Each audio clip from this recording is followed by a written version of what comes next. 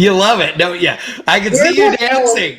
borderline Grand Theft Auto porn music. It is Rockford Files meets porn. It's great. Yes, it is totally Rockford Files meets Haley porn. came walking in. She thought it was still playing the game. I love it. It makes me happy. Did you win the award for picking up a hooker? What was going on? I know. It's so awesome. Oh Lord. I know. I love it. It makes me happy. I did the long, lead in, and I just kept like trying out different music, and that one came on. I was like, oh, we're letting the funk out right here. It was good. Like only 67 Impala. I want to be driving down some palm tree line road at sunset. Yes. Yeah. Uh-oh, I don't think Crosby can hear us.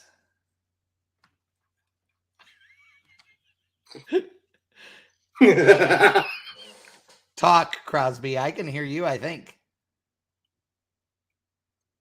Nope, there he goes. He'll come back.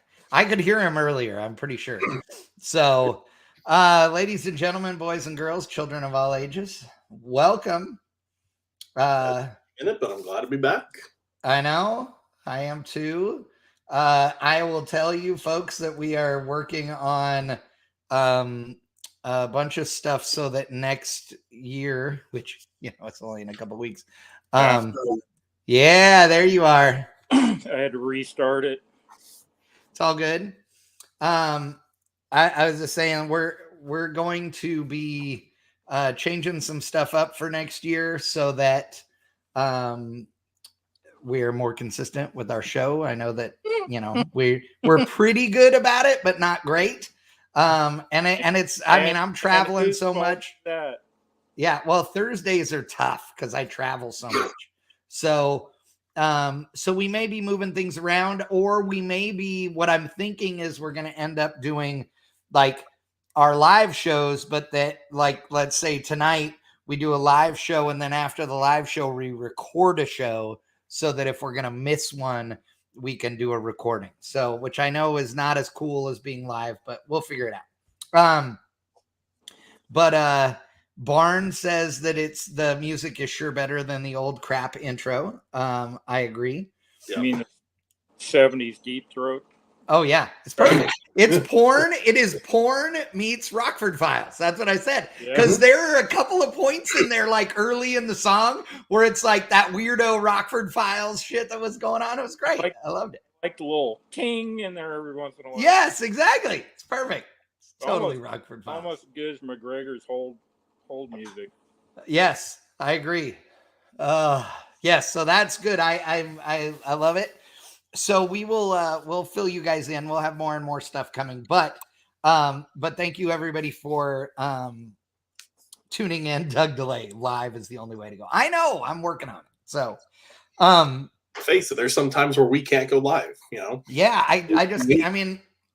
truthfully, you got events, I've got events. The last several weeks I've been on an airplane, like now, when this is supposed to happen. So the entire month of September we're doing stuff. Oh my God. September, like, let me explain to people they don't understand the McTaggart and Chad world in September. So I'm going to make up dates, but it's roughly this. So September 9th through 11th is LS Fest in Bowling Green. Exactly. Well, the following Thursday, right? So 4 days later, we start Mo Party. So then we have Mo Party, which is then Friday, Saturday, Sunday again. And then we skip a weekend, and then we're back again in Bowling Green, Kentucky for Ford Fest. So it's 3 weekends out of 4 that I'm there. And oh, by the way, Rocky Mountain Race Week, like, Race Week, which is now happening in Colorado, which got moved into a little later in October, which sort of, it's like literally I go from Ford Fest to that. And then, so I have to ask, is Ford Fest, who can push a car onto a trailer the fastest? Who can put one on a lift? Yes. It depends on which NMRA racer you ask. I have got to tell you, so at Mo Party, we have a mullet contest, right? And it's hilarious because there is more mullet going on there than anywhere. And McTaggart is a Moparsman, so he knows I'm not digging on these people. I love them. They are awesome, but they are nuts, right? And dude, the guy this year showed up with his own homemade scepter and crown. Yes. Scepter being a camshaft with a thing of Natty Light duct tape to it. Literally, and he drank it off the end of the scepter. Yeah, and then a Burger King crown. Because, yay. He won something last year. Yeah, and let me tell you, so the funny part about this is that, like, everybody worships it, right? It's only at Mo Party that this exists. So I think we need something similar at Ford Fest. And so I agree with Crosby. I mean, as a Chevrolet guy, I think that, at Ford Fest, it should be who could push their car the best, down a simulated freeway off-ramp, to a gas station. I mean, we could figure this out in the oval track.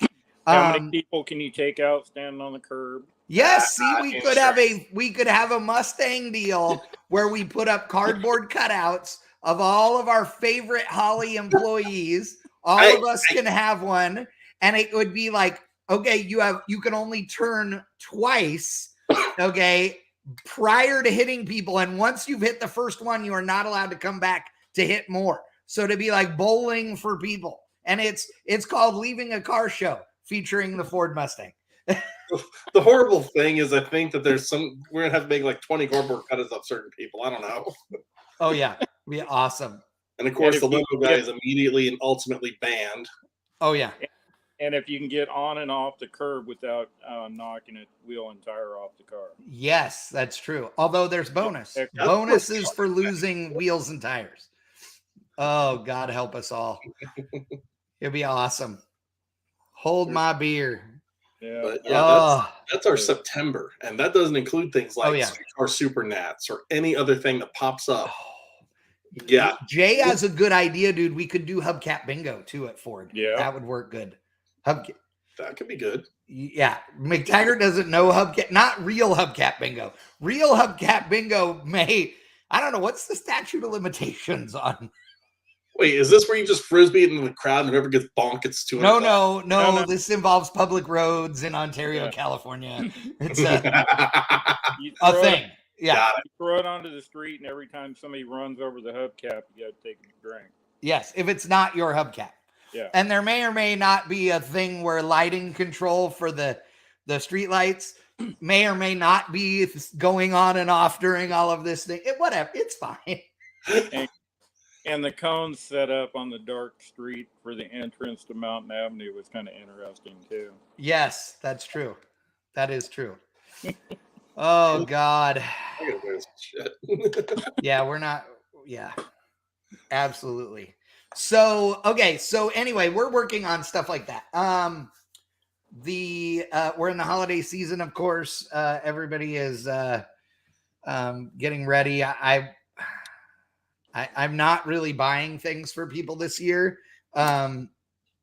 except a handful of little things because we're just doing a family deal and that's it. But I can tell you that yesterday I was in Costco, and oh, holy hell. Like, I love Costco. I'm a Costco man. I think Costco is rad, but I will tell you that I saw some stuff going down in Costco yesterday where I was like, I don't know enough people to buy that many of whatever the hell it was some people were buying. Like clothing. I mean, they're buying jackets like for everybody in their entire city. Like if you're in Costco buying clothing for gifts, you're in mass shopping because you're effectively panicking. What is there otherwise?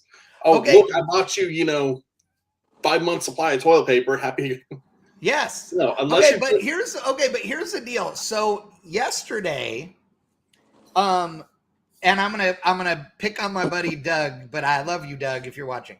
Doug Cook put up a Facebook post yesterday that said last minute, Christmas shopping something, right? On one of his posts. And it made me laugh because, dude, it's the 15th of December. There isn't anything last minute about shopping right now. Like, shopping right now is being proactive in my world, right? Last minute shopping is the 23rd and or the 24th. That's last minute shopping. grabbing something at 7-Eleven on the way there. Yes. Yes. Merry Christmas. Here's a candy bar. Absolutely. Shit, Yeah. No. See, but this is the difference though, Crosby, because here's the deal. If I was having a party, or no, let's say Jay was having a party, Christmas party, and you and I each went to a different 7-Eleven and bought something for Jay and brought it to his party as a, Christmas gift for inviting us to the party, he would be thrilled to death with what we bought because it would be beer. Yeah. And like you said, maybe McTaggart's right. Maybe like a Christmas themed, Reese's peanut butter cup stuffed in between two bottles, but it would be beer. Yeah. So and that's perfect. Question for you both while we're on the subject of Christmas spirit. Have either one of you two gotten an early present yet? Not that I'm aware of, but I have not checked the mail today. I got a gift from Boot Barn. Does that count? Oh, Jay says lottery ticket. That's what he wants with his beer. Point. So I got my first Christmas present today. Oh, wait. Is this the one from Evan? Uh-huh. Oh, that's awesome. Uh-huh. Okay, so Crosby doesn't know about this, and ladies and gentlemen, so I'm gonna make McTaggart be the big video here. So that's a long story, but ultimately what happened was that Evan Perkins took a picture across the table of McTaggart while eating dinner during the PRI show, which was this last weekend. And because of the angle that Evan was at, it is unfortunate for McTaggart because it appears that he is taking that he is enthusiastically taking a photo of an adult man's ass. All right. Now for context. And it was awesome because Evan shared all these photos. There's a bunch of them. And then hold on. And then said, I'm getting the Christmas ornament. Oh God, I love him. So here's the context. All right. So we all were at PRI in Indy. We're all having a good time. And Friday night, a bunch of us went out to dinner. And because there was little proactive work, we went me, Evan, and a friend of ours found ourselves without dinner reservations. Things happen. Well, a mutual friend of ours, Jeff, had reservations that had plenty of chairs at a place called the Sugar Factory. Oh, yes. If you haven't been, the basic premise is take a cheesecake factory and add in a fever dream that involves strawberry shortcake, and you've got the idea. They do serve normal food, but most everything has enough sugar to lay out a buffalo. We go there. And I mean, dinner's straightforward. I had waffles because that's easy enough. That's not overkill. And I might as well live on there. So I get this gigantic like s'mores chocolate shake with a shot of whiskey next to it because that's a perfect end to the night. And when he says giant, dude, this thing is this tall. I'm not. I mean, it's a foot tall. I can't fit it in the frame. Yeah, we're talking a good foot tall glass of plus a double decker s'more on top of it. Yeah. Oh, okay. So it was huge. But there's a bunch of us. I got the diabetes just hearing the story. Yeah, and you love it. So we're all sitting there, and it's a mixed group of Holly employees, friends of ours, probably about 7 or 8 people total. And all of a sudden, this joke starts running around. It's like somebody's gonna have a birthday today, because we've seen them come out and they're clapping, yada yada, happy birthday, happy. Okay, right. Who's gonna get the birthday? And we're all kind of pointing fingers to each other. It's like, no, it's your turn, pal. Your turn. Nope, you. Yeah. And then all of a sudden the lights go dim for somebody else's birthday. They kick on Megan Thee Stallion music at full tilt. And when I say this, they bring out like a small, like child's bathtub of ice cream with a sparkler shooting a foot into the air, plonk it down in front of this person, back up, and then proceed to basically put on a no-touch lap dance in front of them, full on twerking the whole 9 yards. Oh, yeah. And all of a sudden everybody's like, oh, that's happening. That must happen. And we're all, again, still pointing fingers at each other. No, it's going to be you. It's going to be you. And then it happens again, and they're walking directly to me. And I'm sitting there going, oh, you fuckers. No, you did not. And they did not. The person right behind my shoulder that very unfortunate picture shows me filming because I had to capture this whole dance scene to send to my wife because she got a kick out of it. And then we're all, everybody's pointing laughs like, okay, it's over. It's over. Nope. 3 seconds later, they have ice cream and they're singing and dancing to me. And then Evan wanted to join up with Chad, and I decided I liked life and wanted to be able to work tomorrow, so I went straight home to the hotel. And I saw him at the G-Force party where we partied like rock stars and laughed like little girls a lot. It was awesome. So what else is new? Oh, yeah. But yeah, PRI, PRI is basically our, in this industry, it's our final. PRI is the time you leave Indy, you come home, and that's your breather until the start of next year. So it's also a great time for y'all meet up and just kind of check notes. And I did look up that video of Dave's new car, the Audi. Oh, yeah. And it is a Pro Charger. Yes. Yeah, it is. Yep. And it's a good looking car, isn't it? It's a bitchin' looking car. Yeah. It's pretty neat. I was impressed with it. If you have not seen Daddy Dave's Audi, I'll look it up here. Dave Comstocks. I was impressed. There's a lot of thought went into that car. Oh, yeah. Speaking of birthdays, we're on the subject. Everybody's wishing Otis the dog birthday. Oh, yes, it is. It's Otis's 8th birthday. I said it was 7. Last year was 7. He's 8. And no, Rodney, I did feed Otis chicken today because that's what he eats every day anyway for his food. But I also fed him a 1/4 pounder. He ate a whole large French fries from McDonald's. Also, he ate, what else did he eat today? I believe he had some vinegar and salt and vinegar chips that my mom fed him. Part of a Cuban sandwich. I don't know. Yeah, a bunch of stuff. So yeah, that dude, he eats whatever. He gets really good like homemade dog food every night and every morning. But then when he wants other human food, he gets it. So yeah. Yeah, Jeff Teal says, are we doing Otis a pub crawl? That would be dude. So if he's 8, that means he's 56. See, last year we were the same age, 49. So if he's 56 years old, I should be able to walk him right the fuck into a bar. Like right in. Dude, he's old. Look at him. Like it should be fine. I think this is a great idea. We're going to make sure the show is done at an hour and I'm going to the bar. Now, he does go to the bar with me and sit outside. That's not uncommon. And on occasion, he drinks beer. But whatever. It's fine. He's old. He's an adult. He can make his own bad decisions. Who's the DD, though? He is. Why was he not driving? Well, he was sober. Yeah. Hello. He's the oldest one. He said he had it. I got to listen to him.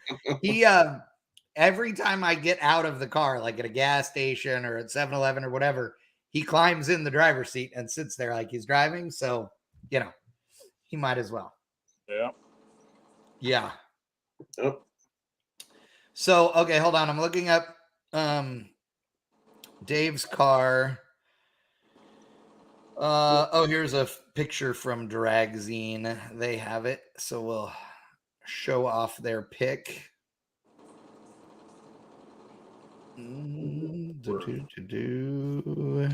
Oh, no, I can't do that because they're stupid and won't let me save this photo. So yeah, let's do this instead. I feel like there should be like Wheel of Fortune time music or something going on. Right? I agree wholeheartedly. I agree wholeheartedly. I'll find this one. Okay. You need to find the Fiscus Buick while you're digging. Right?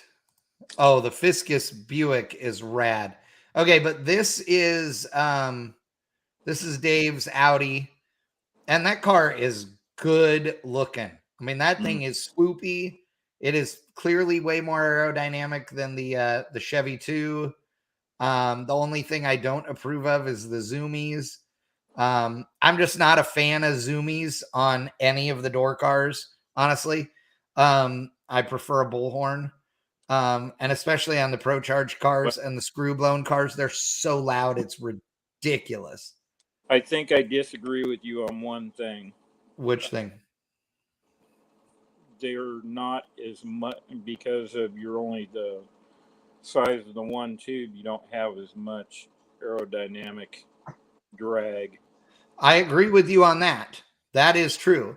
Because the thing that everybody in drag racing goes, oh yeah, I want the bullhorn because it's, it helps with keeping the, the front end on the ground. Yeah. What none of them realize is that if you were to put that car in the wind tunnel while running at full song, aerodynamically, the air coming out of that bullhorn is the equivalent of hanging a telephone pole off of each front fender of that car and going down the racetrack. So it will absolutely, if you got it to keep the nose on the ground, it will absolutely go quicker and faster if the exhaust is under. Well, it won't let the period. Won't let the air off the windshield either. Yeah, that's exactly right. Yep. So it's not good aerodynamically at all, but it's what they do. So good for them. So the beauty of the interwebs is, so the S10, or not the S10, the Grand National that that McTaggart is talking about was like the talk of PRI. I mean, this car is bad to the bone, and it is it belongs to Tin Soldiers Race Cars built it for Dave Fiscus, and Fiscus is used to having nice cars. This thing is badass, and the reason that I say it is badass is because it's not just a Grand National. And when I say that, we're used to seeing Grand Nationals, at the races all the time. And they all have big block Chevrolets in them or whatever else. This has the Buick in it. You can see it right there. It has the 3.8 liter Buick V6 under the hood. Obviously makes way more power, much bigger turbo, all those things. Gives them a weight advantage in X275, which is why they did it. But if you are a diehard Grand National guy, then you love this car. And instead of, being angry about it having an LS or a big block or something in it. So I approve. And the car is beautiful. Mm-hmm. It's really nice. It's flawless. Yeah, it's a cool deal. And there's a lot of, there's a lot of little stuff, that is going on there. And anybody that knows, Fiscus knows that he's had awesome, cars over the years. But, the one thing that some people may not realize is that this Buick V6 combo is what he was running in his Mustang in Ultra Street. And so, so this thing, again, his Fox body Mustang had this, combo in it already. So they know what the combo is capable of, what it can do. And what block stuff are they using? Do what? What block and stuff are they using? I'm not sure. I know that it's got a, I know that it's 274 cubic inches. The cylinder heads are old factory heads. For Ultra Street, it ran a 76 millimeter turbo, but I believe that it's much bigger in X. I don't remember what size it gets to be for that thing. But in the, in the Fox body Mustang, that's what it had for Ultra. But the, the new car significantly lower. I mean, this Grand National is in the weeds. It is cool. I'm looking it up here. So the car can weigh 250 pounds less in X275 trim than it was in Ultra, and they're allowed to run an 88 millimeter turbo. So, so this car is lower. So instead of, 3,300 pounds, the thing has to weigh 3,050. And it's, it's going to make more power. In the Fox body, they went 470s with this combo. So yeah. And he says, let's see, blah, blah, blah, blah, blah. Yeah, like big weight savings because of the running the V6. So it's going to be a pretty cool deal. Yeah, he said that they've broke everything over the years, running this kind of combo, but they've gotten pretty good at it. It's badass. I mean, it's a neat deal. I'm thrilled to see it, going out there. I mean, anybody that's a Buick fan was, most of them wouldn't have known that was what was in the Fox body before in Ultra, right? Because it looks like every other Fox body. But now, everybody is, they get to see this thing, and that it's really a Grand National, and it's really powered, by the 3.8. It's cool. And I mean, the black paint on this thing is badass. There is just nothing about it that isn't cool as hell, So I think it's great. I think it'll be fun to watch. I think it's going to be interesting to see. Bischoff is the engine builder on this thing, from what I understand. It's got a TA Performance aluminum block. Yep. Oh, okay. It's got a Bryant crank, Crowder rods, Ross pistons. BES did the Buick Motorsports Stage 2 heads. It's got Waterman stuff, comp cam stuff, fuel and fuel tech stuff. So yeah, there's lots of stuff going on here. It's badass. It's way badass. Yeah, it's got a turbo 400 in it with a PTC converter and stuff. Yeah, this thing is rad. Like, it is super, super cool. I love this car, and I'm, I've always loved Grand Nationals, but this one is something. There's no doubt that people are, they're excited to see it. But I think that the more people looked at it at the event, like, the more in love they were with it. The other one, when they took the whole front end off, that crowd grew. Oh yeah. Because I don't think, unless you knew Fiscus and that he ran the Buick in the Mustang, I don't think you would have known. You know what I mean? I had initially, when I saw that car, I saw it closed up, and I didn't pay attention to the name on the door, and I mistook it. There's a different driver, and his name is escaping me. The farmer. He has a turbo LS Grand National, very similar build. It's an X275 car, if I remember right. Okay. And I looked at it, it's like, okay, built Grand, move on. I came back and they had taken the whole front doghouse off, and I looked and went, okay, that looks like stage 2.6. Now I'm intrigued. Right. And it's not so much that it's a V6 powered Grand National. Everybody knows that thing can lay waste.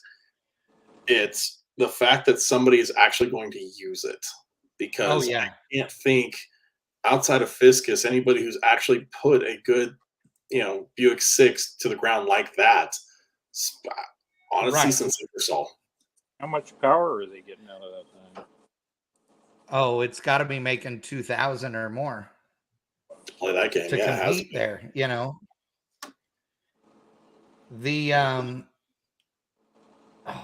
don't have. Hold on, I got a photo I need to pull up and send from my phone, but I have a couple of other cars first that I want to talk about from the show, and this is one of them.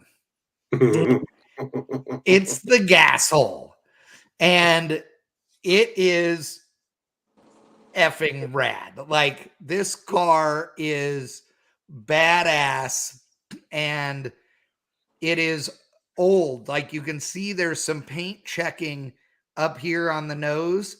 This thing is not new. Like, it isn't newly done. This is an old car, and it is rad. Like, I think it's perfect in every way. I would totally drive this thing. They're still running it? Apparently, yeah, the dude that was with the car was doing an interview when I was there, and so I couldn't ask him any questions, but it appeared. What are you laughing at? Daddy Dave has entered the chat and wants to know why you walked past him at PRI like you didn't know him. What are you talking about, Dave? I did not do any such thing. See, it's different. He's met Dave only once. I only walked Richie Holder in the house. I only walked by you one time, and you were doing an interview or something. That sounds exactly like Chad.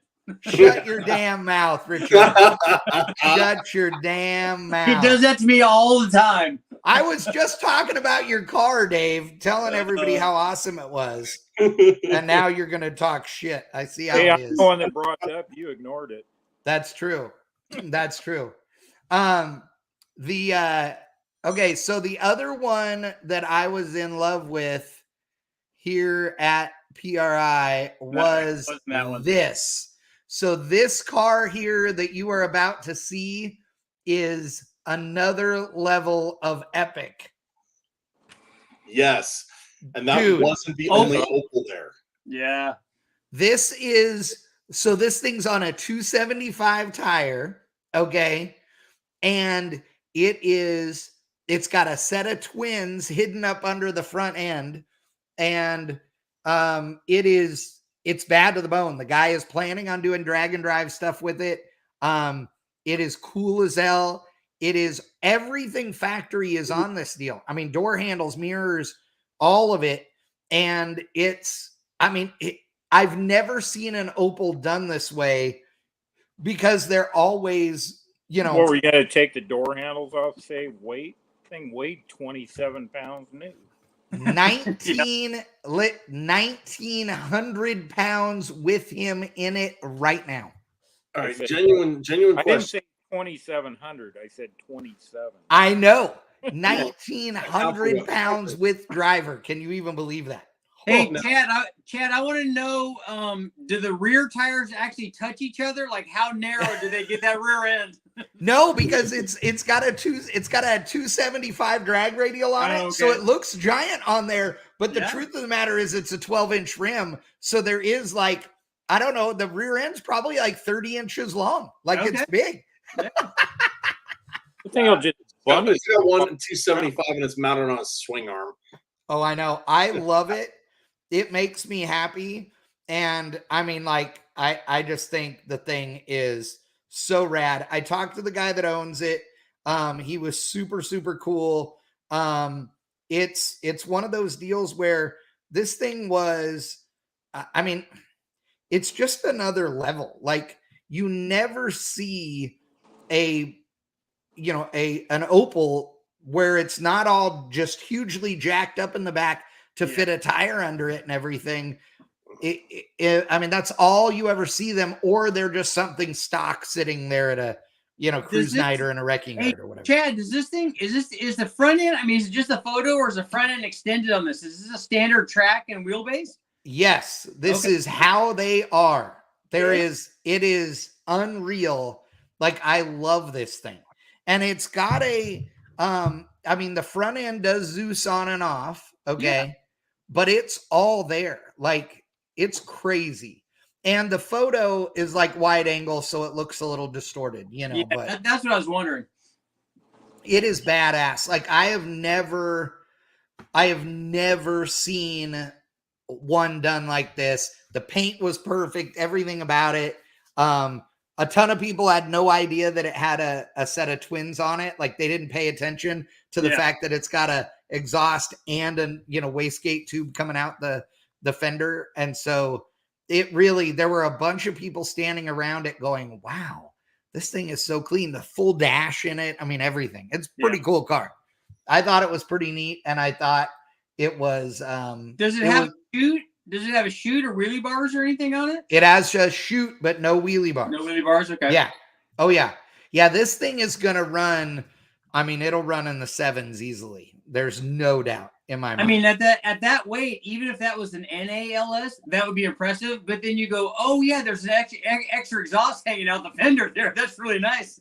Yeah, and it's got a set of twin 66s, I think is what's on it. Oh yeah. So okay, so Richie, twin 66s on that thing.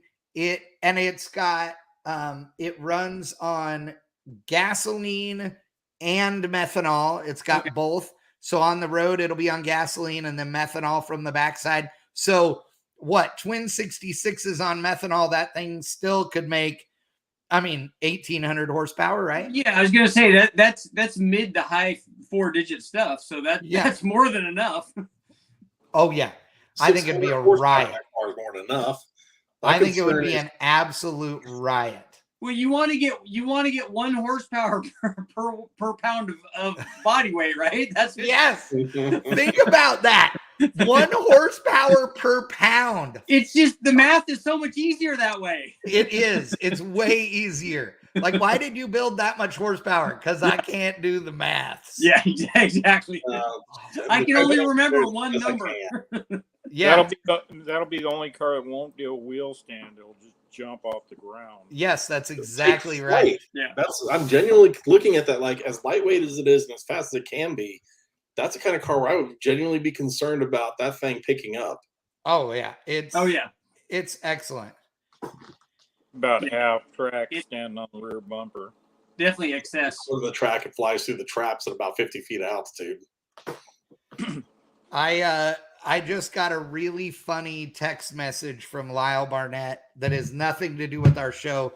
But if Larry, if you're watching, I hope you do what you're wanting to do. Larry Barnett is Lyle's grandpa. He had a massive heart attack while we were at PRI on Thursday night. The story is insane. He literally is giving a speech at some group that I don't know what it was, the Lions Club or some damn thing.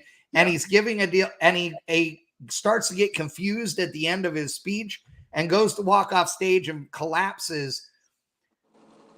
His buddy, who is 92, now Larry is 78. His buddy is a 92-year-old pediatrician, jumps in and does 25 minutes of CPR. Holy moly. Yeah, until the ambulance gets there. They save him. They had to do a bunch of stuff. They had to put a pacemaker in with a defibrillator, do some stents, all kinds of crap. Yeah. But somehow Larry made it through it. So Larry Barnett, dude, our dude. So hey, when he was done with his speech, did he at least drop the mic? I know, right? I think he did. I think he should go back. That would be so epic. I think he needs to go back next month. If he didn't drop the mic, he needs to go back next month and be like, "Hey, I'm sorry about how I left the stage last time. I'm gonna fix that." Yeah, and just drop the mic and walk away. It'd be perfect. Holy crap! Wow. Oh yeah. Okay, so the last car I'm going to talk about from PRI, and it's McTaggart, one of McTaggart's favorites, is, oh God, if my mouse would just do what I'm telling it to do. Are you going to make fun of Daddy Dave or just disrespect him again? Shut your damn mouth, Richie.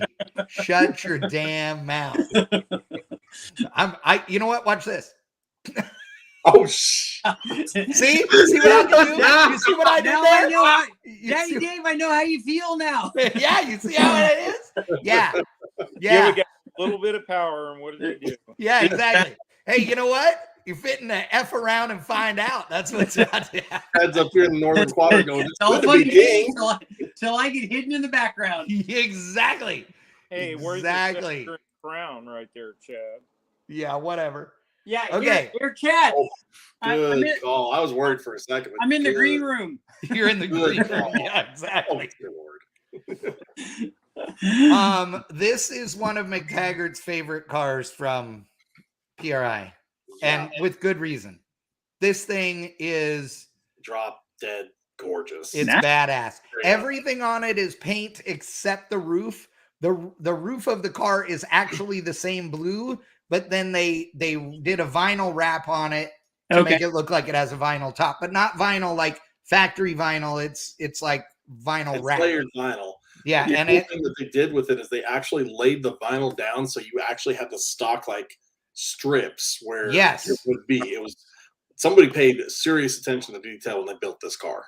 Oh yeah, it's cool as hell. Is that a 71? What year is that? 70. Yeah, 70? I believe it's a 70, but yeah, it's a beautiful car. That is cool. It looks like B5 blue, but it's a little more metallic. We were talking about it while we were sitting there. Was showing, Chad. I like that. I like those. Oh, yeah. So he kind of knows because there's one right there. Yep. So you're getting started on that? No, I'm getting finished with it.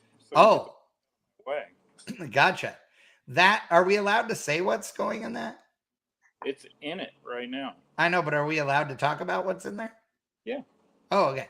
So that's a 71, right? 70. It is a 70? Okay. Single tail light. And it has a complete Hellcat combo in it, like front to rear. Everything. Well, the front end's actually a TCI Mustang. 60. Well, yeah, no, I mean suspension, but engine, trans, independent rear, the whole deal, right? A narrowed independent. Yes. Okay. To hold a 335, isn't that what you're putting on that thing? 325. 325. There you go. Yeah. That thing's been in the works for a while. Touch in the middle. Yeah. What is my touch in the middle? But if I would have left the rear end stock width, it would have been hanging out the side. So yeah, right. 7 inches narrower. Wow. I made a whole new carrier for it, but all stock control arms. Oh, cool. I like those. I've always wanted one of those as a driver with just like a late model Hemi or something in it. Oh yeah, that'd be when great. I put the subframe connectors in it, Rich came over and he goes, "Man, you did a good job putting those in." And I'm like, "Yeah, it'll be better when they're welded." they were just sitting in there. That's awesome. Around them. Well, you want them. You want That's them funny. Re-weld them. Yeah. Oh, they're so I'm going to show you a funny picture because of what Richie was talking about stuff touching in the middle. If I can get this to do I need to leave? Open the damn photo. So like a bad story at Michael Jackson's house or what? Is it no Civic VX? So when Rick Dauberton built the J2000, I remember the thing. Do what? I remember that. Yes. So the J2000, it had so much tire under it, and was such a little car that there wasn't room to actually put suspension in the rear. And I can't get this photo to open up, but another one that was like that was that quarter turn Chevette. Remember that thing? Yes. Yep. Exactly. Same deal. And so, yeah, the Dauberton's J2000, the space between the rear tires was like this. I mean, it was like 12 inches or something. And so it was just solidly mounted in the car. I mean, it was, it was only a fairground cruiser, so it didn't matter anyway, but the thing is cool. Valve springs. What? Why did you do a monoshock in the center of the rear end? Yeah, right. No, it was that he couldn't get a 4-link and stuff in there that would do anything that mattered, you know? And that was blown and turbocharged, right? Yes. It had a Holley Dominator that fed Dominator carburetor, the real Dominator, or as Freiberger would call it, a Vominator. And the Vominator fed the twin turbos, which then fed twin blowers and then into the car. What? With nitrous. Yes, with nitrous. Yeah. And that isn't the first turbo to blower combo that Dobberton did, his Nova, which is arguably one of the nicest cars he ever built, and was his first pro street car. That car is actually here in Texas now. A guy owns it here, and I've seen it numerous times at Good Guy shows and what have you. It's cool. Yeah. It's a neat car. I'm surprised that the draw through turbo compound blower assembly hasn't taken off more. That's it seems like, it seems like perfect in every way, right? Well, there's that red Mustang running around, remember? That is true. That's right. There is the red Mustang with all things going on at one time. Yep. Oh my God, that's too priceless. Well, and then the T Roadster with the motors side by side to make good Lord, impossible to see. Yes. Yeah. Yes. Oh my God. Because one hood scoop is easier to see around. Let's put two of them there so that there's no way. Fine. Let's make a T-bucket. Well, the perfect car to put it in is a Roadster. So yes, you don't really know where you're going into T-bucket anyway if you get on the gas. So, okay. The hill in front of you is merely a suggestion. Exactly. I had a customer who had a T-bucket that he bought online in this is 05,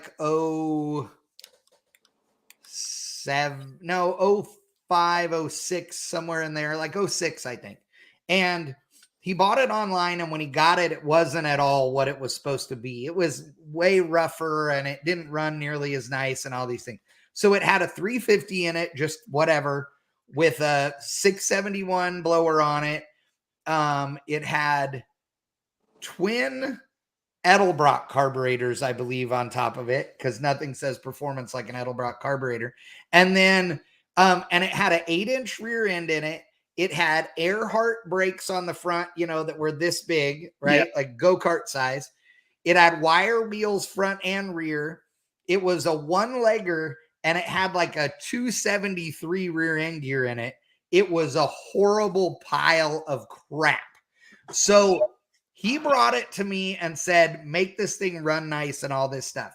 Well, for me, that was not just doing a tune-up on this thing. It needed better brakes in the back. Oh, it had drum brakes in the rear. It needed better brakes. It needed a 355 it had 33-inch tall tires on it. It needed gears, and it needed not just the primaries on the carburetors to work, et cetera, et cetera.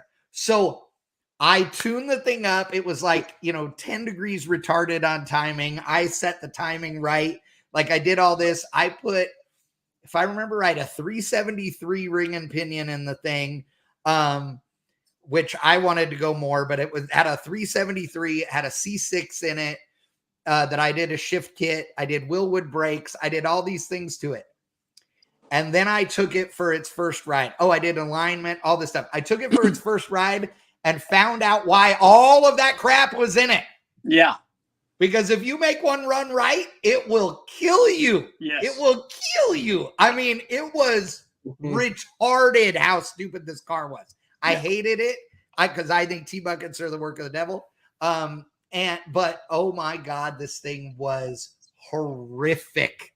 And it was so fast and so sketchy that he scared the holy hell out of his little kid. Literally he had a 5-year-old. Yeah. And he scared the kid so bad, the kid told mom. Mom said, I don't care what you do when you're in it, but you can't have the kids in it, right? Yeah. Okay. He scared himself several more times, and so he sold it. And luckily he got a bunch more money than, he had. But it sucked. You couldn't do a burnout with it because the front wheels would lock, but it wouldn't. I mean, it was they're junk. They suck. I don't care. Anybody that argues with me on your opinion. Detuning it was definitely the smart move there because a T-bucket has handling that can best be described as diabolical. Yes, exactly. That is diabolical. That's a lot of syllables. Boom. Damn. If I had a mic, I yeah, dropping it. I got a pen. Here you go. I probably have a microphone. I just don't know that I have one in reach. Oh, I do, but it's big, and I don't want to. Here I got Yeah, this. exactly. Boom. That guy with the go-kart with the LS on the back of it. Yes. Oh, that's genius. No, that's the go-kart. I'm thinking of the dude from LS West who brought out a Polaris with an LS strapped in it. Oh yeah, that guy. Yeah, you remember that guy's him. lucky he has teeth left, because I would have beat his. Never mind. He acted like a douchebag. Why? What happened? He went out and did donuts in the middle of like the car show area. He did all the dumb shit we tell everybody please don't do, so we can let you do all the dumb stuff in the right places. He did it all in the wrong place and then argued with me. So all I wanted to do was smack him. His mellowest action is everywhere he would go, he would like let this thing break chirp, like just a quick spin every 5 feet. You could follow it around. It looked like tiger stripes all over the asphalt everywhere. Everywhere. Now, is the one you're talking about? I think he's talking about the cart, the actual go-kart that showed up. Yeah, is it the red one that's like a caged sort of deal? No, it's the one that's literally got it on the back of it. Bless you. The radiator is hanging off the hoses, and it's literally got a centrifugal clutch on the oh my god, the bolt circle on the back of the crank. I haven't seen that one, I don't think. A centrifugal clutch. You don't want cages. Oh wait, yes. I know the one. And it runs. It definitely moves under its own power, let's put it that way. Did somebody survive the test drive? This one. I think it's this one. Hold on. It's evil incarnate. It is. But it doesn't have enough clutch on it to do any real damage, I don't think. Yeah. Because it literally has the Briggs clutch on it. So effectively it has a fuse. That's awesome. Yes. That's a fuse. You'd want a circuit breaker. That was so fun. The part that concerns me here is not that he made it happen. It's the fact that at some point, like he's genuinely like, okay, so that's going to happen, but this is nothing. Imagine he gets up to speed. He's like, I want to see what happens on a good roll. He's going to wind up planting himself in the neighbor's flower garden up to his shoulders. That's going to roll right over the top of him. Yes. You know what the thing is? Here's the deal. Like every time, Richie, I think I've made poor decisions in my life, some dumb ass comes along and proves that I am brilliant and make the wisest decisions ever. Because that dude, absolutely, he's going to run into a parked car and he is going to get smashed by a 4.8 liter. Oh my God. What's the best thing that went through his mind? The throttle body. Yeah, the throttle body. Oh, really? You think that's silly? Here, hold my beer. Yes. And everybody's following that one turning tire stripe halfway up Walnut Street before he finds where he stuffed himself into the phone company's van. Well, hey, we can find out where he is. Hey, do we he died like he liked to live. Do we have the what right? was the name on it? It said scene of the crash. Yeah, exactly. Do we have the rights to be able to put up all of our Wheel of Death stuff like on your YouTube channel there, Richie, or do they own that? Huh? For what do you want to put up there? All of the Wheel of Death stuff that we did. No, I've put up. I've already put up episodes of that on there. You have? Yeah. Oh, okay. Then I must share. Is our BB's one? Is that one the Daisy Dukes? Is that one? Oh yeah, all of those are good. Dude, the Daisy Dukes was unreal. How much punishment a small block Chevrolet will take. We ran out of enthusiasm after a while. We're just pouring it in. I know. I got tired of pulling the BBs out of the spark plug holes and re-gapping the plugs. Oh yeah. That's great. No, if you didn't watch any of that, you have no idea what you're missing. But Richie and I have taken some not dumb ideas, entertaining ideas to the next level. No, I think you spelled awesome wrong. Yeah, exactly. Well, the first time I watched one of them, I was having a hard time watching it because Chad was trying to hold his phone and laugh at his asshole. I remember it. I could not. I literally had to hand him the phone because I was laughing so hard from the video. The thing that I like is like the level that we took it to is like, okay, let's run a motor and see if we can drop BBs down the carburetor and see if that will break it. But you know what? Some of those BBs are going to make it through. So we need to put targets back behind the headers to see if we can get bullseyes because, and it worked. Do that, right? It worked. And it worked. Not only did it do that, but with a piston going up and down, it would squish the BB and then the BB would flip over and it would squish it again and it would come out looking like bar stock. It looked awesome. Like a keyway. Like a keyway. So we had a machine shop and a BB gun. It was awesome. All in one thing. Yes. The only thing I've done ever close to that, we stuck a brick on the pedal on a slant 6 in an Aspen and started pouring sand, and I got bored. Really? Again, 35 minutes for that car to finally kill itself. 35 minutes. I will tell you that I am absolutely, the thing that blew me away about pouring BBs down the small block was how many more cc's the chamber was at the end because the BBs beat the chamber. I mean, it was like they were iron heads. And, am I right, Richie? Like, yeah, they were iron heads, and it made the bowl. Fish BBs out of everywhere, and it would just start up and run again. It's like didn't care at all. Do you see that one where the guy took that Detroit diesel and stuck the water hose in the inlet with it at full throttle? No, it just kept running. He couldn't kill it. Was that a DeBoss garage when they had that V16? Oh, maybe. No, not the V16. It was 8B71 that they pulled out of the bus. Okay. Oh, okay, gotcha. I will tell you that. I mean,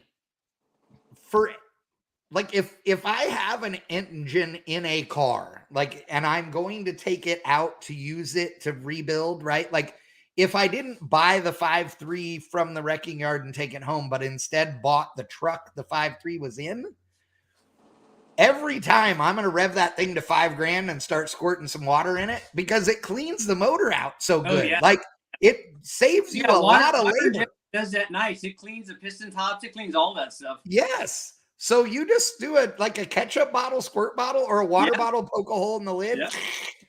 Well, I will tell you from the Wheel of Death stuff when we were doing it, it would take a lot of BBs, but if you take one stainless nut and drop it down there, it destroys the motor catastrophically. It broke camshaft, it broke pistons, it broke the timing chain, it broke everything in the motor. All of it, and lit it on fire. Oh yeah, it was not good. It knocked rods out of both sides. It was awesome. Yeah. D's nuts was way more effective than Daisy Dukes. Yeah.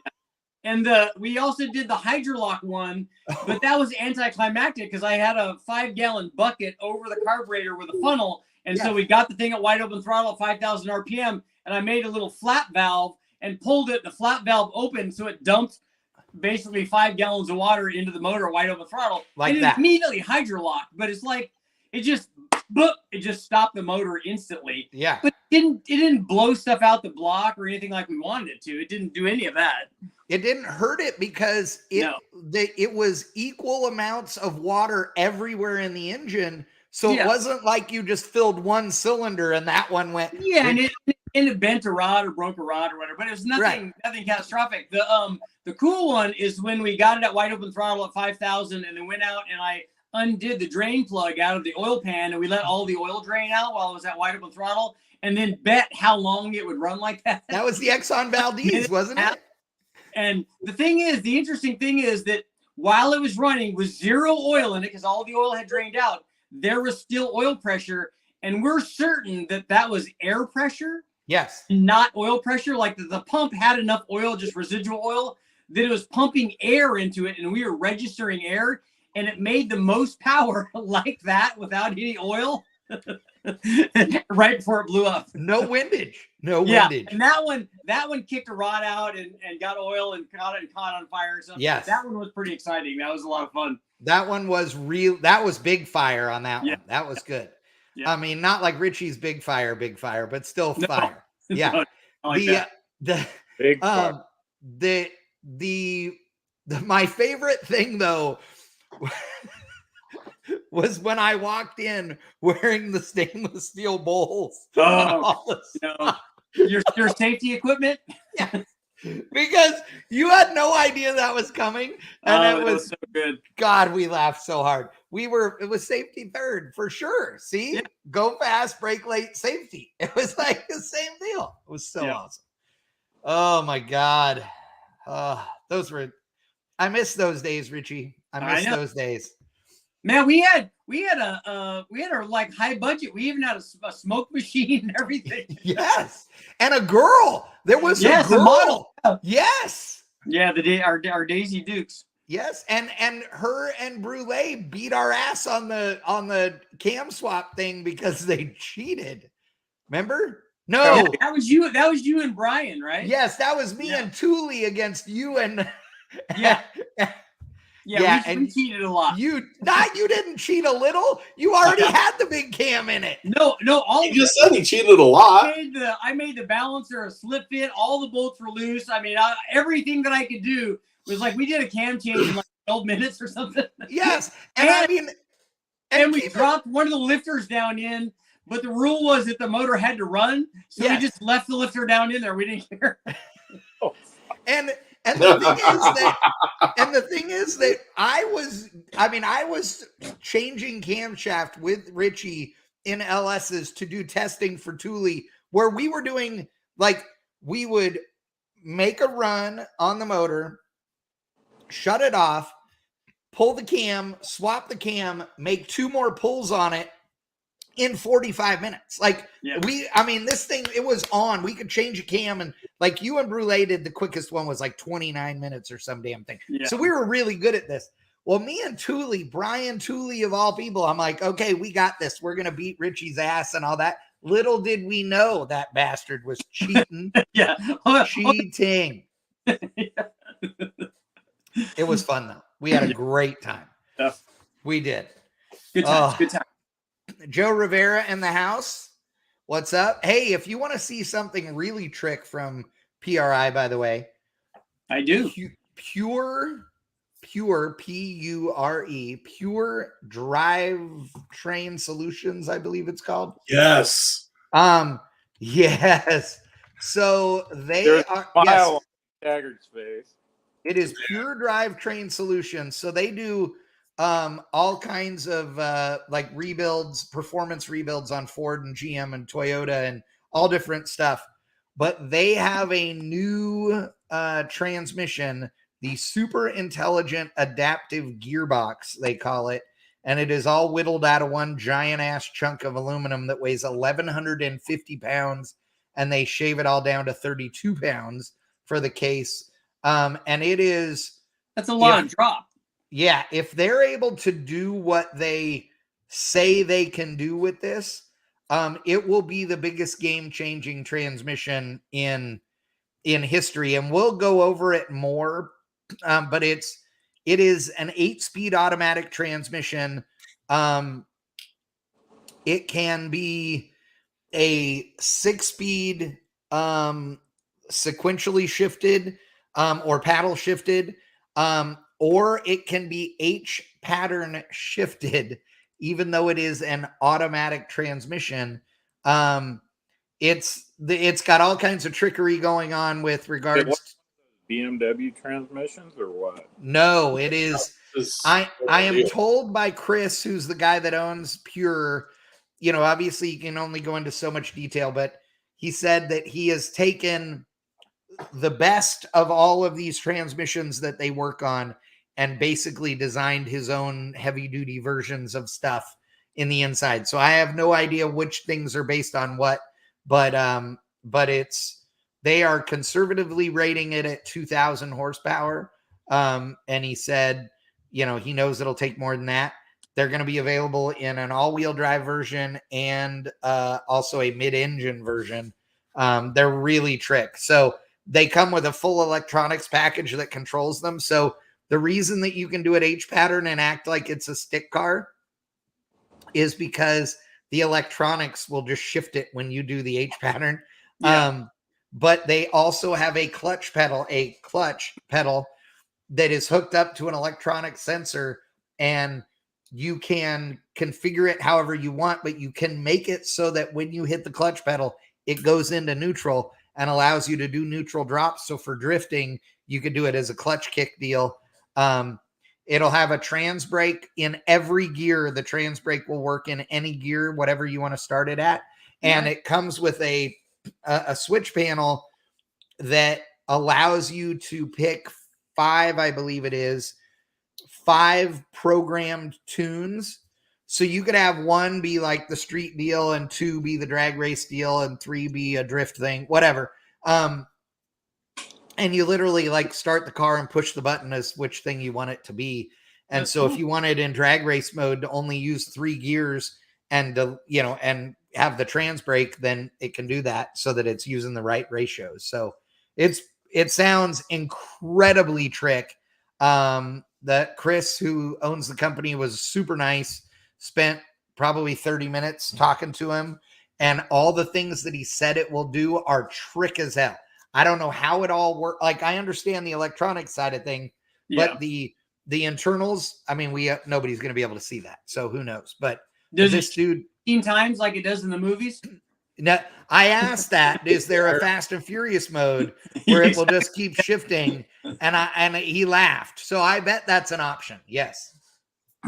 So tell the pure guy we're having impure thoughts about his transmission. So yes, exactly. Come out from underneath it and lift the front wheels off the ground. Yes. Oh God. What else did you see at PRI that you thought was the greatest thing there, McTaggart? Well, the truth be told, most of my PRI I actually use like a mini MPMC because I haven't been out and about in the world for a couple of years. One of the cool things I did do, and I wish I had photos to share with you right now. Actually, Chad, if you want to go my other site, there are photos. That should be a live article. On Friday morning, we got to play with the ICMS. So the acronym is escaping my head at the moment. Basically, it was a safety training seminar for everybody who works in on track, like medics and jump medics and accident, assessment individuals, stuff like that. And basically, they did a round robin rotation course where they got to do hands-on training. So basically, we threw them a bunch of helmets and a bunch of harness material for them to practice cutting people out of cars and how you properly cut helmets off people. Oh yeah. They had medical dummies, how you trach somebody, how you do the full oh cool, all that deal. Normally you get these things at PRI and it's kind of like, okay, it is what it is. That one was a really cool deal because you're watching medics and all these people all over the world. What they're doing is they're starting a train-the-trainer program. So these guys come in, it's an SFI certified course, and they go through this course. They prove they know what they're doing. They get signed off, and they go back to where they're from, and they're now the expert on the ground. So, yeah, here's the photos. McTaggart has this posted up on Holly Motor Life, and so this is a pretty cool deal. Yeah, so we threw them a bunch of helmets and anything. So you're looking at a like a mini Hurst clamp tool, or the yellow tool is like an oscillating trim tool, a flat fan tool. Yep. The multi-tools as they call them. Yep. And it's one thing to tell somebody how to cut the thing. When it comes to safety, it's something else altogether to actually get your hands on and do it. Right. And this is after the people who are in this course have had a day where they had a Zoom call with a, for lack of a better phrase, a top tier medical physician, a trauma doctor or something to the effect thereof. Yeah. They got the graphic show. They saw the kind of injuries that they could be expected to see. Really? Yeah. I've heard the details. I'll spare you all. Let's just say he's not screwing around. They told him everything. Yeah. Showed them everything. Well, and you don't want the first time that these guys go do this to be during an emergency. I mean, you want to, the first time you do anything, you want it to be in practice. You want to be really have your game on when it's time to go. Right. And yes, it's simulation. The dummies aren't breathing. It is what it is, but it's still the same token. Any hands-on training will help you out before the situation. Like I've done similar things with aviation back when I was with the helicopter stuff. Yeah. Where we would do training where we're carrying dummies and we're figuring out how to strap them the backboards and all this. And I have had to work crash scenes, and it comes in handy. So seeing that kind of training going on at an event where it's basically supposed to be racers, parts companies and media, that's really impressive in my eyes. I agree. And I'll tell you I've had conversations with, multiple people from racetracks around the country who have had to step in when the emergency personnel that were there, because they're just, a normal ambulance drivers or whatever, and they are not motorsports trained. They've had to step in and take over the scene in order to get somebody out of the car or what have you, because it's just foreign to these guys, that are in the ambulance. And so they're used to seeing a regular car crash, and it's not the same, so that's cool. Randy's combat life-saving course is much the same, and you're absolutely right. It's CLS course. I did DART, downed aircraft recovery team.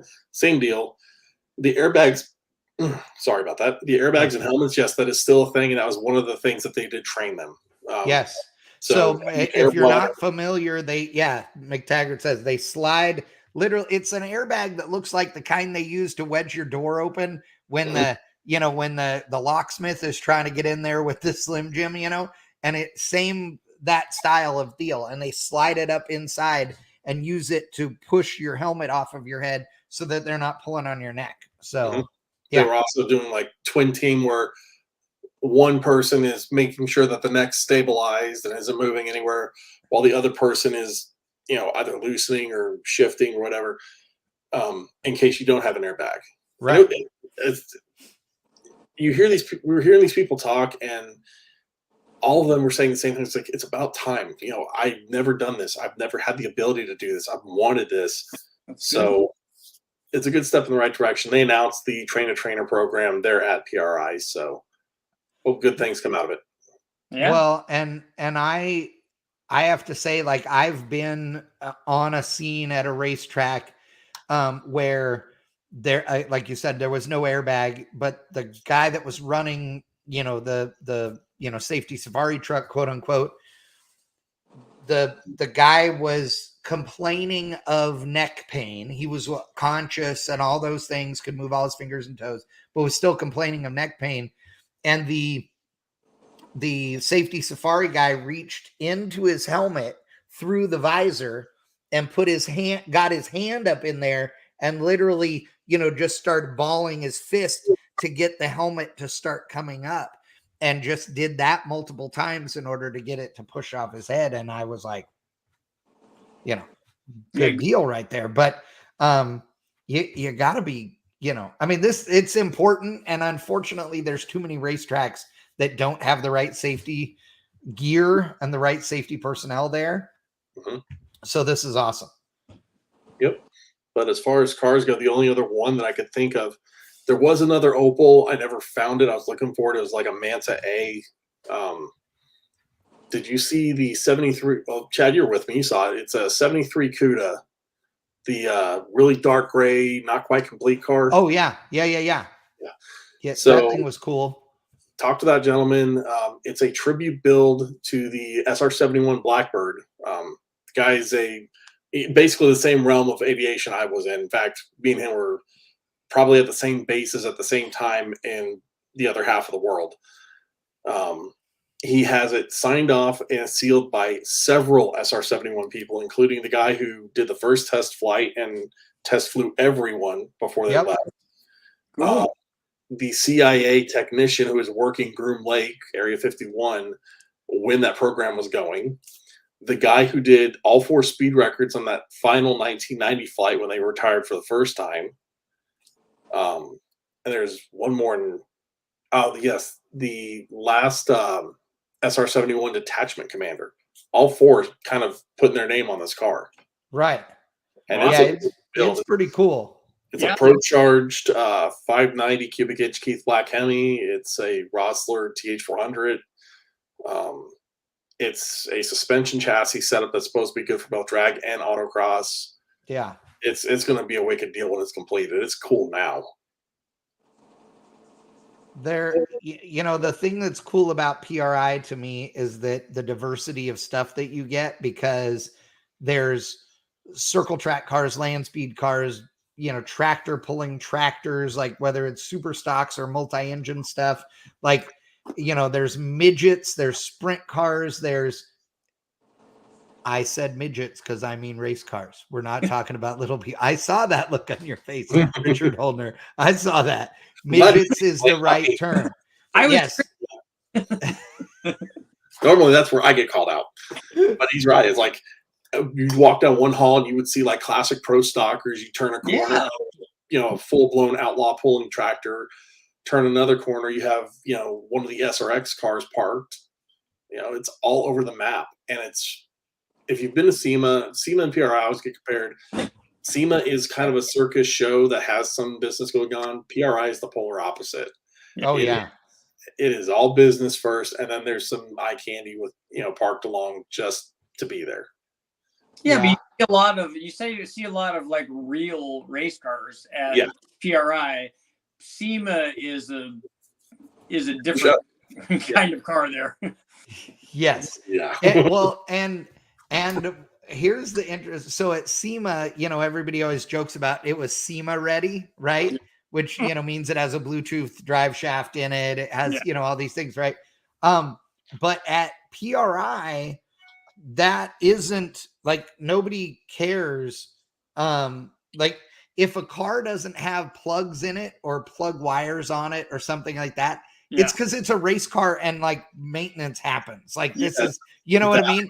Like they dragged that out while they were rebuilding it just so it could come over to the show and then go back and work. It's either that or it's an incomplete build that is worthy of being there. Yes, exactly.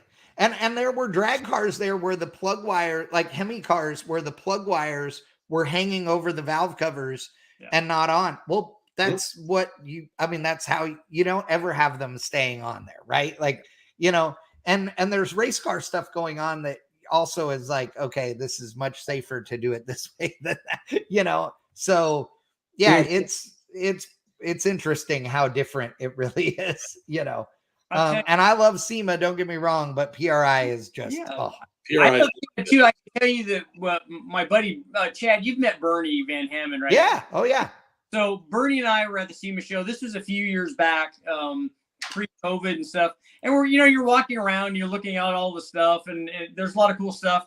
But then, and nobody had said anything to us, but we walked out. It was outside, I think, and there was the original number one. It isn't number one. It has a number, but the very first Shelby Daytona that Pete Brock did. That's the car that they did all the development on. The Ken Miles drove at Riverside. Yes. The first one that they did that they took out to Bonneville and they set like endurance records and all kinds of shit, and then just this essentially threw the car away. And then they found it, and then it was on display here. And Bernie and I sat there for like an hour and a half, just like sitting there in awe of this car. We're like, look, all of this fancy $500,000 paint jobs and all that BS. We're like, this is the best car at SEMA, like far and away. This car has done stuff and is part of the history of the automobile that none of these other cars will ever be.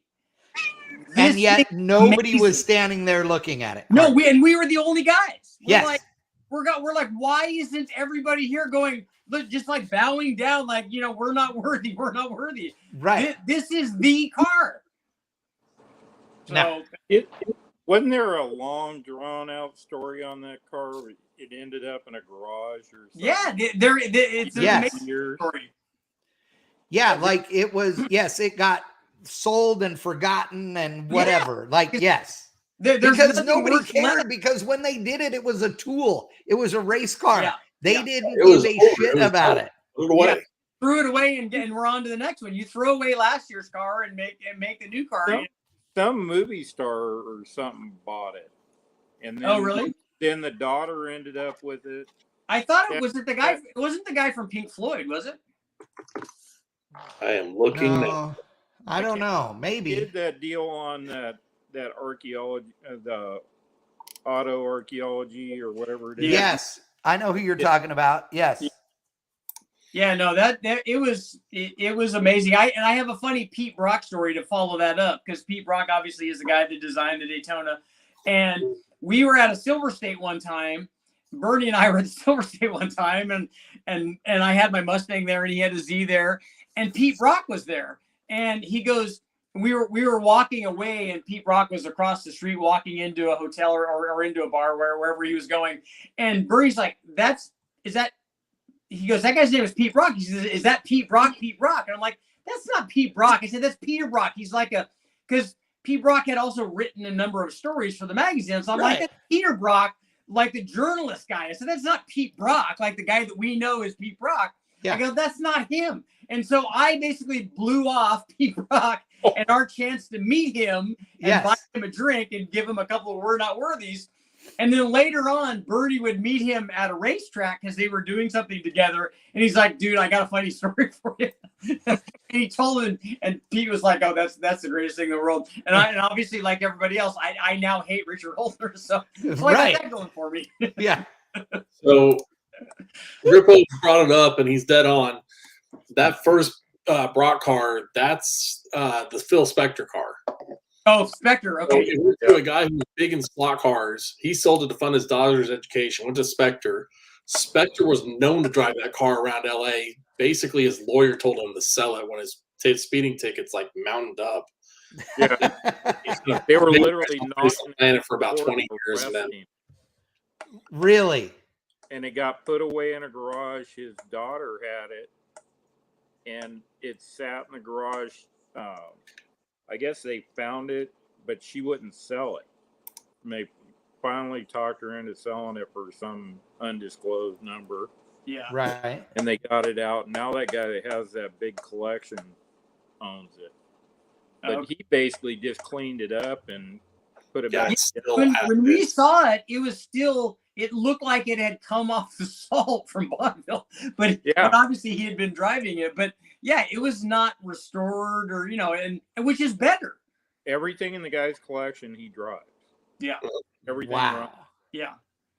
Yeah, and how do you put a price on that car?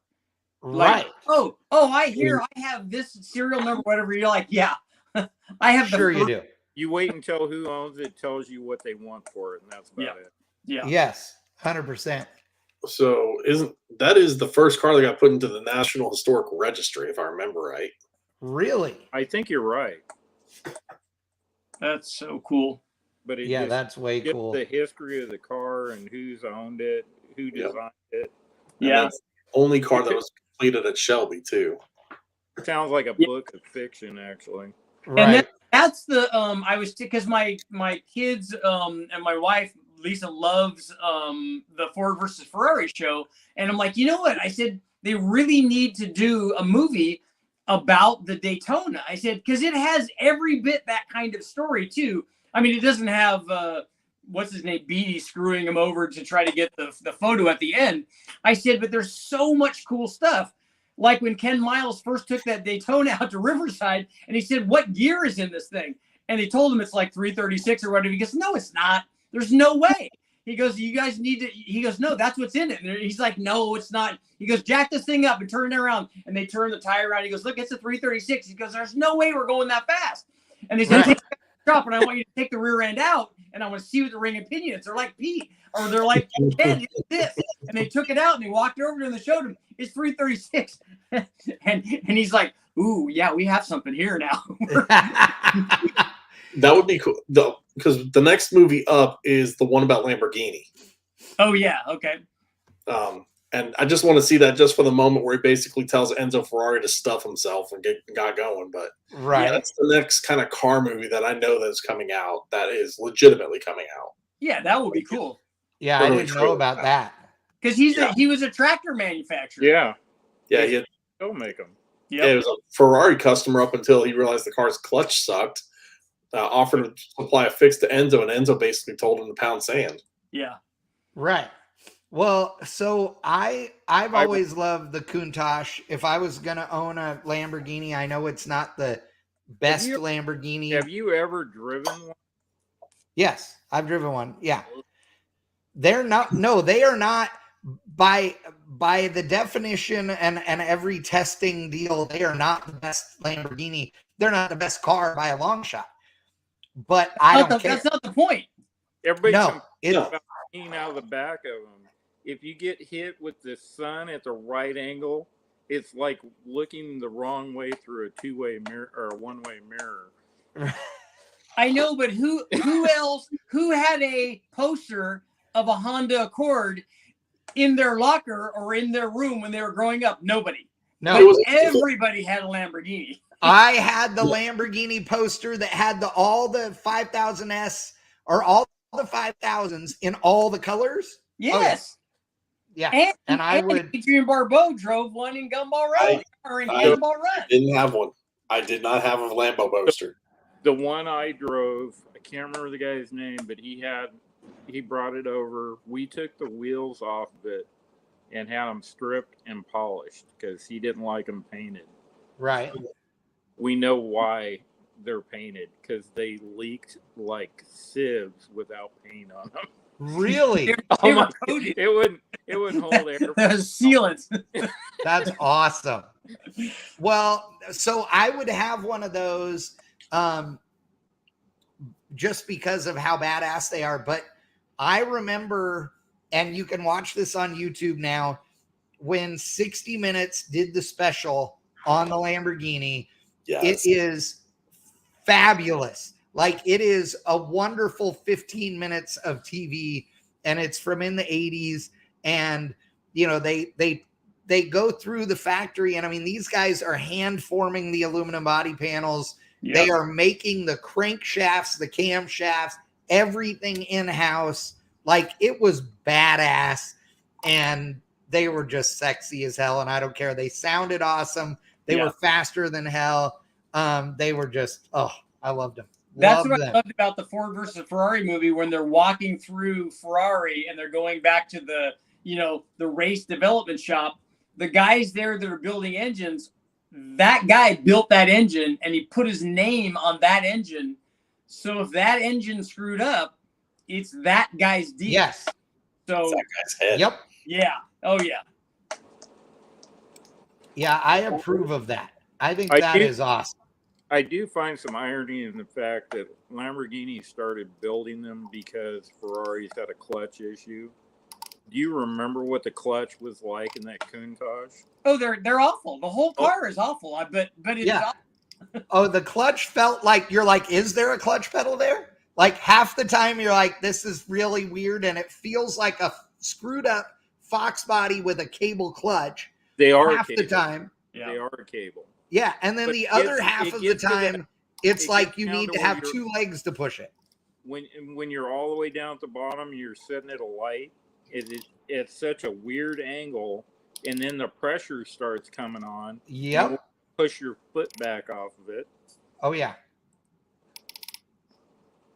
It's leg press. It's every day driving the Lamborghini is leg day. Yes. Left leg day. And I'm good with that. I don't even care. So you end up walking around in circles. Yeah. Yes, I totally approve. You only show that one in photos. The other one's back behind. Right. Chad, I want to drop something in the chat. I don't know if this is gonna, or no. I'll text it to you. how am I going to do this? Send the it guy on who Messenger. painted my Mustang years ago, back when I was living in Arizona, it's probably the only Lamborghini I'm even partially interested in. I'll throw it through Facebook to you. The last car I knew he painted was a Lamborghini that wound up at Pebble Beach and took first place. I've got one image of it in process, but you'll get the idea. Is it a Mira? It is a Mira S. Nice. And it took, it won the show. Straight up won the show. Does it have flashes on it? Well, I've never seen the car completely done. I've never seen it. I've only seen a few teaser photos he was able to put up because it was a contracted deal. But this is the same guy who cut me a very cheap, $300, $400 deal to paint my Mustang when I was in Arizona. Yeah, those are that most people's opinion on one of the most beautiful cars in the world. That's one of them, and the Jag E-Type. Yeah. Yeah. The other one is the Ferrari that was the Daytona Spider 365 GT4. Yes, dude, those things are gorgeous too. Yeah. Okay, the other Lamborghini that I liked was and this was Countach era, was the LM300 or whatever it was, the SUV. 003, yeah. Yeah, those things were crazy, but I loved them. Chad, dig up a picture of a mural with the doors open for the picture. Oh, yeah, okay. See, the only Lamborghini that truly ever got me was the Yalpa and the Silhouette, which are basically the same car, but they made 9 of them total. Yeah. Oh, I had one of those in one of the Rocky movies. But I was always, my thing was always the Ferrari 288 GTO. Oh yeah, that's a great car. Yeah, late 70s, 80s Ferrari wedge look. Yeah. Violence was that thing's name. I liked De Tomaso Mangustas. Yes. No Pantera GTS. I like the De Tomaso better. I think I like the front end better, and I like the way the deck lid opens up. They look evil. I had awesome out at the Silver State one year. It was cool. Oh, really? Yep. Most people think they're a Pantera. Yeah. Which they technically are. But yeah, it looks a lot like that. Right. I'm poking through the chat right now. We got John Greenwood Vet, a 959 RUF. Yeah. Mike Cunningham. Doesn't Countach basically mean holy shit in Italian? It effectively is. I don't think there's a direct translation. Yeah. The story goes that the first photographer who was allowed to see the car open the original non-winged, smooth, original form of the Countach. Yeah. Walked in and just belted that one out, and it stuck. The car was supposed to have been called LP400. Yeah. Yeah. If you look at and that was the model number of it, but if you look, if you watch that 60 minutes video on YouTube, you will see, or they talk about that, how it got its name. Yeah. And it's pretty bad. And his, the guy that said that, his whole sentence was, "Holy shit, I'm going to get a lot of girls with this." Well, the way I've actually talked with a couple professors and people who teach Italian, and there's always a tone to how you say things. So basically, it's like being surprised when you see a knockout woman. Is the way he phrased it to me. Yes, that's exactly how they described it. Walking up to Cindy Crawford in her prime, going, "Holy shit!" Okay, yeah, it's exactly what it says in the 60 minutes deal gives the whole thing, and it's exactly that. Well, the whole 60 minutes deal. I was just watching Gandini rip down the road like he owned the damn thing. At which he did. I mean, the truth is, he was the only one licensed to do that, and legitimately, he was allowed to do anything he wanted to do on public roads, if he deemed it to be safe. Well, I mean, that was it. And how he's the one that's gotten a professional model named after him from Lamborghini. They got I think it was a Gallardo, a rear drive only Gallardo with manual transmission. Really? Yeah. That's cool. I mean, that's a statement unto itself. Yeah. You think? Oh yeah, absolutely. I'm trying to find a picture of the Miura with the doors open, but I think none of the. You know the story behind the deal with the doors, right? No. Because that little edge on the back of the door when they're both open, when you look at it from the front, they look like bull horns. Gotcha. These cars are like, I'm looking at a bunch of photos of them and they are sexy. Mm-hmm. I mean, there is just no doubt about it. Like, that is one heck of a sexy car. And I'll share one that I just pulled up. There's a blue one that's similar to the one you just did the photo of, but it's but I couldn't save the photo to get to look at it. I mean, look at that thing. That is badass. I don't care who you are. That is sexy right there. But see that little edge on the door? Yeah, right here. The door is open. It looks like a horn. Gotcha. That makes sense. Yeah, because they named their early cars after desert winds, and then later on they went to different kinds of fighting bulls or something. Yes. Yeah, I thought Ferrari was the one that named them after winds, and Lamborghini went straight off the jump with bulls. I don't know. You have like the Mistral, and you have Urraco. You're right. Yeah, those are all winds, right? I don't know what a Urraco is except for the car itself. I think that's. I'm gonna look that up. Go ahead. You got the Google machine right there.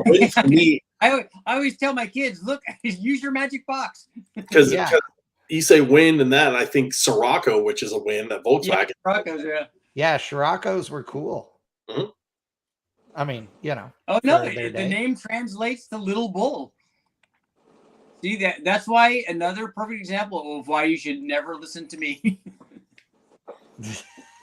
Normally I'm filled with useful facts, but when it comes to tying cars, I kind of drop off a bit. Dude, the doors, you're 100% right on the doors, dude. Like them looking like bullhorns. Here, I'm gonna open this so people can look at this. Like full on. Wow. Watch this. My bear. Okay, I feel a little bit vindicated. Technically speaking, in Lamborghini's tradition, the Gallardo's successor was named after a bull, but that bull was actually named after a wind. Maybe that's where I got it from. There you go. Yeah. Wow. Winning. Winding. Winding. Yeah, jokes. Wow. That just happened. That was a long. You really had to pull up. I've been waiting all night to say that. Yeah. That was one of those ones where your kids, if they were standing there, would have been like, yeah.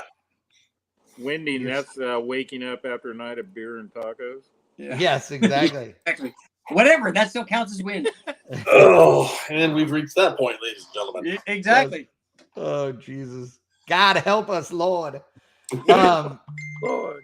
You do understand that we've been live too for like 11 hours, right? It's 8:49 right now. I mean, my time. Yep. Yeah. Talking about random crap because that's what we do. Yeah, but we haven't started talking about like element 115 and no. We haven't gone that far. What I was gonna talk about next was actually Jay Leno. Did you guys watch the video on YouTube of I watched that this morning. The interview with the Today Show. Yes. So what happened was Jay was under one of his Steam cars, which if you don't know, if you don't know anything about Jay's collection or you've not paid attention, he's into a lot of stuff, but Steam cars are like one of his jams, right? And he has several Stanley Steamers, but he also has some whites and several others. So anyway, he was under one of the whites. It wouldn't run. He unhooked the fuel line and was under the car, and a buddy of his was outside, on up above. And he told his buddy to blow some air through the line to, clear out this fuel line. Well, when he did, it literally just sprayed him with this whole, like whatever the clog was, all over him. And they had not put out the pilot on the steam car. Oh, crap. So a steam car has a pilot light just like your water heater. So the vapor caught? Yeah, and so it lit, and he was literally on fire. And he says, Dave, I'm on fire. And his buddy's like, yeah. And he goes, no, Dave, I'm on fire. And he literally like slides himself out from under the car. And his buddy looks at him and he says, I can't see his face. He is on fire from here up. He is just a sheet of flame. And I give his buddy major kudos because his buddy grabbed him and hugged him, like pulled him into him to smother the flames and put him out. He calls 911. You guys got to watch the interview because it's really good. I'm going to just give you the teaser. They call 911. They come, they say, you need to go to the hospital. He says, nah, I'm going to go home because his wife, Mavis, doesn't drive anymore. And so he's like, I don't want her to have like somebody to have to go get her and all this stuff. So he goes home and she goes, you're an idiot, and takes him to the hospital. And he was in the hospital for 8 days. They show lots of photos of the burns. In the interview, he looks amazing. I mean, he doesn't, if you didn't know, you wouldn't know. He still had some stuff on his ear, but one of the worst spots. He's so lucky he didn't breathe in. Yes. Yeah. And he burned real bad underneath and on the left side of his face. His ear was burnt very badly. It's still a little scabbed up. So are his hands. But he was like, there's pictures of him that they show where he's in one of his cars waving at people with scabs all over like 2 weeks afterwards. Because now it's been like, how gangster is that you get yourself lit on fire and then you go, I'm going to go home. I got to agree with my wife. Yeah. The best part of this whole deal, and you'll have to see the interview to hear him say it for himself, but basically he has an extremely, I don't know if I want to say, like, not nonchalant. He understands what happened and how lucky he is. Yeah. But he also makes the point, he's like, I don't know why this is such a big deal to everybody. This shit happens every day to people. Yes.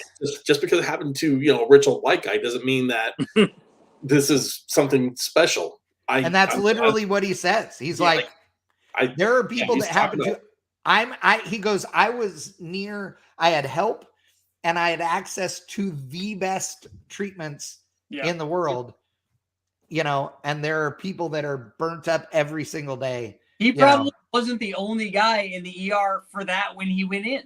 No, but 100%. Bought all the nurses pizza. Yeah. Oh yeah.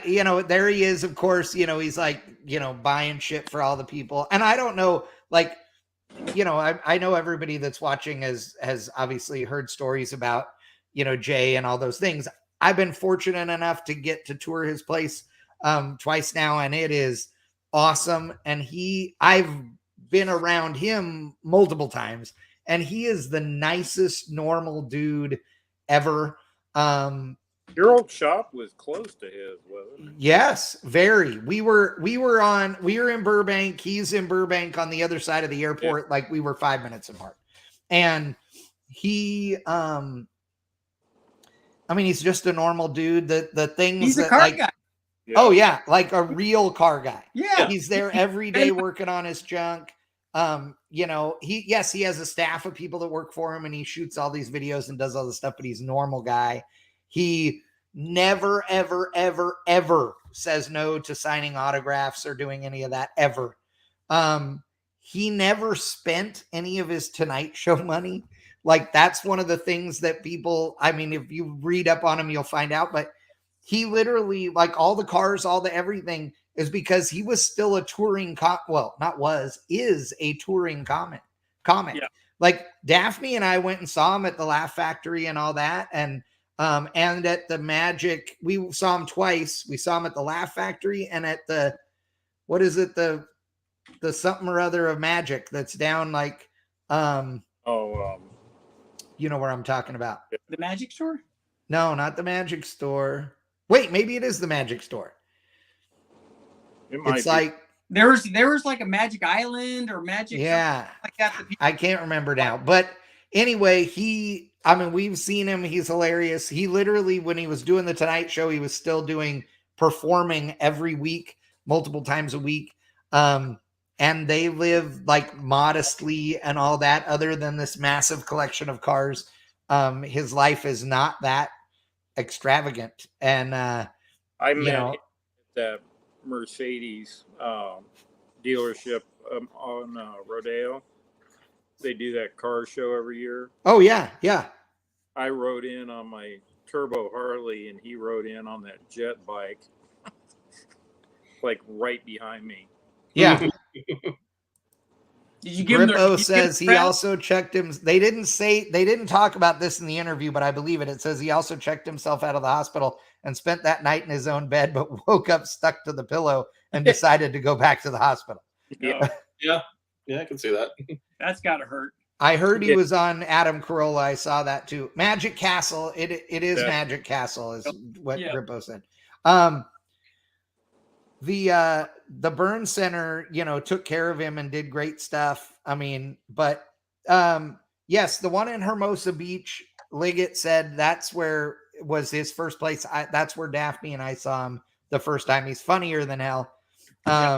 And he's just a hell of a nice guy. So glad that he's okay. You can watch the video is on Bang Shift. If you click on there, I posted it up this morning. And it's great. But yeah, like Scott Malpass says, I think in the interview, he said 8 days. Scott says 9, something like that. Going in and out of the hyperbaric chamber every day. And which is funny in the interview, him talking about that as well, in typical Jay, fashion. But because you go in there and get boost. Yeah, because you're getting it, it's pressurized with pure oxygen, so which just helps you heal faster. And they add pictures of him with the mesh on him and all that stuff. And it gives you superpowers. That's where all the X-Men come from. 100%.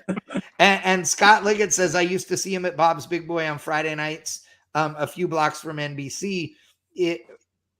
Car guys in Southern California know this, that so Toluca Lake, which is right next to, the studios and where everything happens. Because Hollywood is not actually where TV and movies happen in Southern California. It's actually over the hill. But anyway, it's really more Burbank and all that area. But Toluca Lake Bob's Big Boy is a cruise night that's every Wednesday night, every Friday night. It's awesome. And him and Tim Allen would be there in their cars. There's a bunch of cars there, everybody hanging out. Him and Tim, totally the same. Tim would have, at the time when I was going there, his kids were little, and him and his wife would sit there and people would walk up to him and they'd have burgers sitting at one of the outdoor tables and people would come up and want autographs. And Tim would go, I'm going to finish eating my hamburger with my family. And as soon as we're done with dinner, I'll sign anything you got. And people were super cool. And it was because they were there all the time. You know, and Jay literally would stop on his way home. Like he would come there, hang out for, an hour and then leave and go home. Because back in the day when he was doing the Tonight Show, Jay drove to the shop every morning in whatever car he was in. And he would hang out at the shop, pick up a car, drive it over to the studio, which is literally not even 5 minutes away. Okay. Yeah. And he would drive whatever cool car he had picked for the day. He would go to the show. He would shoot the show, which is shot in the afternoon, not late at night, and then drive that car home. Then the next morning, he would drive that car back to the shop and switch to another car. And he did that every single day. That's what he did to drive all his cool stuff. So, I mean, cool. The dude's a legend. Chad, I got to get going. I got to go do my live feed. Oh, are you doing one too? Yeah, I'm gonna do it. I got one at 7:00 at night. Oh yeah, that's now. Yeah. Okay. Well, it's time for us to get out of here anyway. So, Richie, thank you for joining us. You're welcome anytime. Awesome. Have a good one, Rich. Yep. Stay out of trouble. Well, not that. Yeah, no, that's no fun. I agree. See ya. All right, man. We'll see you guys. All right. But yeah, awesome deal that Jay's good and he was very cool and complimentary and everything to everybody. So that was a neat deal. But yeah, Yeah, Scott says like his buddy burned his arm while putting Jay out. He didn't even talk about it. Like he didn't even care. You know, it was like my friend was on fire. I had put him out, you know, so it was pretty cool. It's a pretty neat deal. Yep. All right, boys, it's been a 2-hour show. To everybody that tuned in tonight, you are awesome. And I love you for, an hour and 54 minutes. God, you people have nothing better to do in your lives, do you? Than listen to us ramble on about the most random shit tonight, like ever. Yep. But probably the most random one. Do what? That's probably the most random one. Yeah, that's true. I think this was our most random one. I mean, I did have a couple things to talk about, but then it just went. I was going to say we hit PRI and then we went wild. I think it's Richie's fault. I blame Richie. Yeah, left turn, Clyde. Yeah, it's totally fine. I don't care. All right, boys and girls. Thank you so much. Go out there, have fun.